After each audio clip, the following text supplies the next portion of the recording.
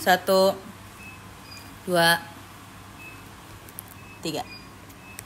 Assalamualaikum warahmatullahi wabarakatuh. Salam, Om Swastiastu, Namo Buddhaya, salam kebajikan bagi kita semua.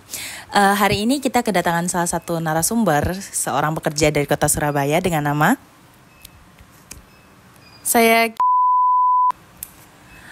yang akan kita wawancara pada pagi hari ini dengan materi seputar ketenagakerjaan. Mari kita lanjutkan kepada Kak Haujan. Baik, perkenalkan, nama saya Haujan Ghazani Azahra dengan NPM akhir 212. Di sini saya ingin menanyakan kepada seputar tentang upah. Bagaimana sih sistem pengupahan yang ada di perusahaan Anda, dan apakah sistem pengupahan tersebut sudah sesuai dengan UMR yang ada di Kota Surabaya? Terima kasih. Oke, kalau sistem pengupahan sendiri dari perusahaan saya itu di bawah UMR. Cuman ada beberapa tunjangan yang disediakan sama perusahaan itu. Baik, untuk pertanyaan selanjutnya, sebelumnya perkenalkan, nama saya Nadia Aulia Ramadhani dengan NPM akhir 189. Untuk pertanyaannya sendiri, kalau di perusahaan Anda, untuk sistem jam kerjanya itu apakah dengan sistem jam kerja 5 hari atau 6 hari, dan apakah ada perbedaan di tiap divisinya? Lalu untuk sistem lembur sendiri seperti apa ya? Oke, kalau terkait jam kerja sendiri itu biasanya kita 6 hari. Jadi mulai dari yang hari Senin sampai Jumat itu kita dari jam 8:30 sampai dengan 4:30. Kalau untuk yang hari Sabtu 8:30 sampai di jam 1 siang aja. Kalau untuk per divisi terkait sistem lembur itu sedikit berbeda. Jadi kalau misalnya dari kita tuh dibagi jadi 2. Jadi ada yang wajib lembur sama ada yang tidak diwajibkan untuk lembur. Ketika orang yang mengajukan untuk pengajuan si wajib lembur ini tadi, dia bisa langsung aja pengajuan lembur dan perhitungannya itu beda. Kalau misalnya untuk yang tidak diwajibkan lembur, tapi ketika dia harus nggak mau lembur, itu juga ada beberapa sistem yang dimana dia akan menerima upah lembur juga. Ada minimumnya. Jadi harus 3 jam lembur dulu baru terhitung untuk lembur, seperti itu. Baik, terima kasih. Sebelumnya, perkenalkan, nama saya Nazul Putri Fadila dengan NPM akhir 190. Untuk pertanyaan selanjutnya ini terkait jaminan sosial. Biasanya jaminan sosial di perusahaan kan berbentuk tunjangan ya Kak. Kalau boleh tahu, tunjangan apa aja sih yang didapatkan dari perusahaan sekarang?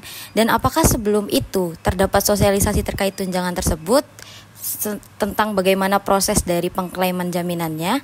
Jika iya, prosesnya bagaimana? Oke, kalau untuk jaminan sendiri itu ada beberapa, yaitu ada dari BPJS Ketenagakerjaan, lalu ada BPJS Kesehatan, ada tunjangan jabatan, tunjangan kehadiran, terus ada juga uang makan sama transportasi. Kalau untuk BPJS Ketenagakerjaan itu biasanya klaimnya langsung lewat dari JMO, yaitu lewat sistemnya dari dinas sendiri, bisa langsung diklaim secara mandiri seperti itu. Selanjutnya, perkenalkan, saya Riznia Adelia Dunusa Manik dengan NPM akhir 210. Di sini ingin bertanya tentang hubungan kerja. Anda sendiri di dalam perusahaan itu termasuk dalam jenis perjanjian kerja PKWT atau PKWTT, dan dalam melakukan perjanjian kerjanya dilakukan secara tertulis atau lisan. Kemudian terkait pengembangan karirnya sendiri di perusahaan itu seperti apa? Terima kasih. Kalau untuk PKWT atau PKWTT kita di sini pakai kontrak. Jadi kalau untuk kontraknya juga itu secara tertulis. Ada juga kalau untuk peraturannya sendiri ada yang tertulis sama ada yang enggak. Tergantung. Jadi kalau misalnya yang di luar tertulis itu lebih ke peraturan yang sehari-hari yang kita lakukan di pekerjaan. Tapi kalau untuk yang ada di kontrak itu biasanya terkait kontrak dari PHK, terus juga tunjangan-tunjangan segala macam, job desk itu ada semua di kontrak. Jadi apa lagi satunya pertanyaannya? Perkembangan karir. Oke. Kalau untuk perkembangan karir sendiri itu tergantung dari posisi jabatan yang kosong.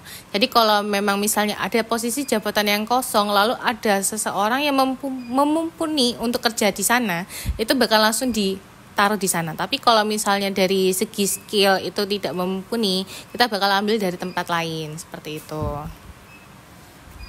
Selanjutnya terakhir dari saya, Hani Balkis Andalusia dengan NPM akhir 219. Yang saya ingin tanyakan, kan umumnya dalam perusahaan tentu dalam perjanjian kerjanya memuat prosedur, kriteria, persyaratan seputar PHK. Nah, apakah ada sih terjadi PHK dikarenakan adanya pelanggaran dari pekerja? Kalau ada contohnya bagaimana? Oke, kalau terkait pelanggaran sendiri yang bisa sampai di PHK itu ada case-nya, dia itu tidak melakukan job desk-nya secara penuh, secara utuh. Di dalam arti ini, ketika ini orang yang bersangkutan ini adalah sebagai kasir.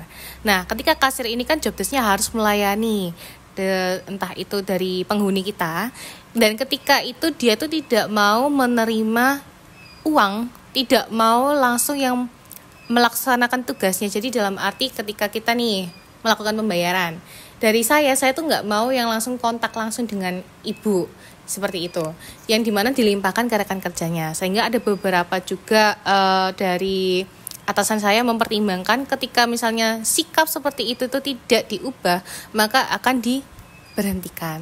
Dan juga kalau untuk masa pemberhentiannya sendiri kan juga ada jenjangnya, jadi waktunya diperingatan dulu 1-2 kali. Ketika di 2 kali ini masih juga tetap sama, bakal langsung di PHK seperti itu. Baik, terima kasih. Begitu saja wawancara pada hari ini. Sampai jumpa lagi pada kesempatan selanjutnya. Berdasarkan hasil wawancara terkait upah yang disampaikan oleh narasumber, pada perusahaan tempat narasumber bekerja memang belum sesuai dengan upah minimum regional yang ada di kota Surabaya. Tetapi pada perusahaan tempat narasumber bekerja diberikan berbagai tunjangan yang akan diberikan kepada pekerja. Terkait dengan waktu kerja di perusahaan narasumber sendiri, menganut sistem dengan 6 hari kerja pada pukul 8.30 pagi sampai 16.30 sore pada hari Senin sampai Jumat, dan 8.30 pagi sampai 12.30 siang untuk hari Sabtu yang berbeda setiap divisinya. Dalam hal ini, terkait dengan sistem lembur pun juga dibedakan sesuai dengan kebutuhan perusahaan, di mana terdapat divisi yang diharuskan untuk lembur.